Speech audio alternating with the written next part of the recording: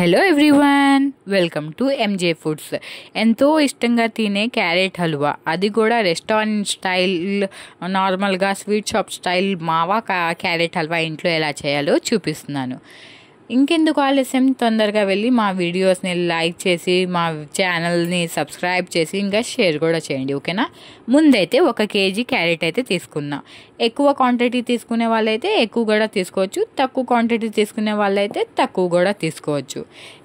తీసేసుకొని చక్కగా తురిమేసిన తర్వాత దాన్నేమో ఒక ప్యాన్లో యాడ్ చేసుకోవాలి.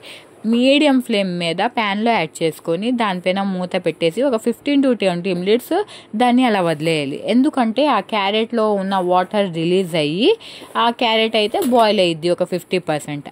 దాని తర్వాత బాయిల్ అయ్యింది చూడండి. ఇప్పుడేమో ఒక 8 to 10 spoons నెయ్యి యాడ్ చేసుకోవాలి. ఘీ అంటారు కదా, అలా నెయ్యి యాడ్ చేసుకొని దాన్ని చక్కగా మిక్స్ చేయండి. మిక్స్ చేసేసిన తర్వాత నేను కేజీకి 1/2 kg స్వీట్ మావా అయితే తీసుకుంటున్నా. స్వీట్ మావా కాకుండా నార్మల్ మావా కూడా వచ్చింది, స్వీట్లెస్, అది కావాలంటే అది తీసుకోవచ్చు. నేనైతే షుగర్ యాడ్ చేసుకోవాలనుకోవట్లా, అందుకే ఈ స్వీట్నెస్తోనే కానిచ్చేద్దామనుకొని జస్ట్ దీన్నే తీసుకున్నా. మీరు ఇంకా మావా ఎక్కువ తినేవాళ్ళు, స్వీట్ కావాలనే వాళ్ళు ఇంకా యాడ్ చేసుకోవాలి. స్వీట్ తక్కువ కావాలి అనుకునే వాళ్ళు మావాని కొంచెం యాడ్ చేసేసుకొని షుగర్ యాడ్ చేసుకోవాలి. దాన్ని చక్కగా మిక్స్ చేస్తే 5 to 10 minutes తర్వాత అది మొత్తం క్యారెట్లో కలిసిపోయి అది కుక్ అయ్యిద్ది.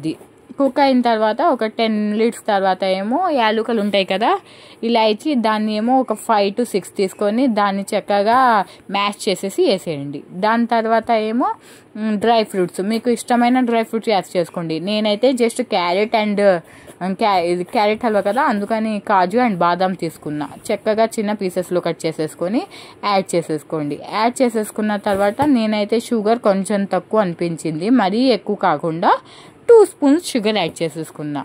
ఇంకా స్వీట్నెస్ ఎక్కువ తినేవాళ్ళు కదా, అందుకని నేను 2 spoons యాడ్ చేసుకున్నా. షుగర్ తక్కువ తినే వాళ్ళు అయితే యాడ్ చేసుకోకపోయినా పర్లేదు.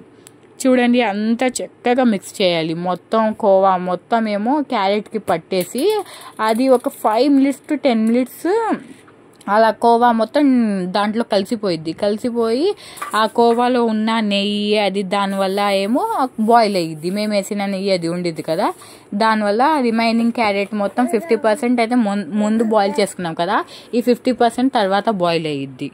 ఎంతో టేస్టీగా ఇంట్లో చేసుకున్నాం. చూడండి, మీరు కూడా ట్రై చేయండి. బాయ్.